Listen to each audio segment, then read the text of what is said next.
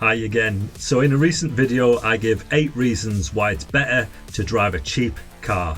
But in today's video I'm going to go a little bit deeper and explain the ultimate reason that you should drive a cheap car.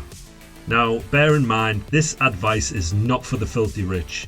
They can afford to buy brand new expensive cars and maybe they don't even care that it's depreciating thousands each year. Even though that still makes completely no sense to me, because I believe that money could be put to far better use elsewhere.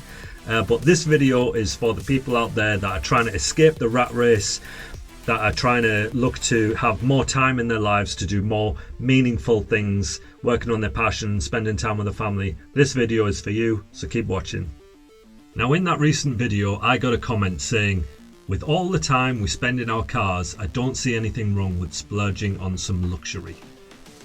And this got me thinking. I was like, does this viewer have a point? Maybe some people may spend loads of time in their cars. So I've done a little bit of research to find out what the average amount of time spent in a car is. And it turns out the average amount of time that we spend in our car is approximately 1 hour per day. So 7 hours per week.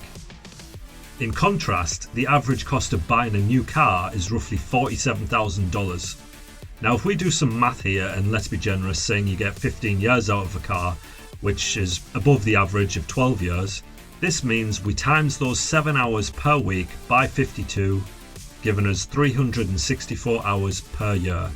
We times that by 15, giving us 5,460 hours, and we divide the $47,000 by the 5,460, we get $8.50 per hour.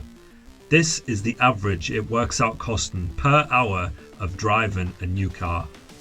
Add to that the cost of insuring a $47,000 brand new car, plus your tax, plus your fuel, everything else, and you're probably talking closer to $20 an hour.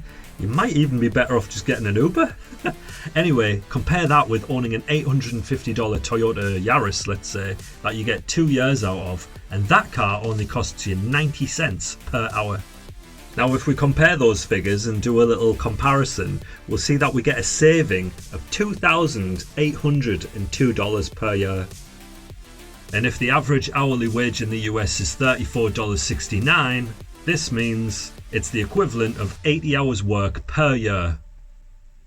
So let me ask you, what's more important, an extra 80 hours a year with your family and kids, or driving a flashy car?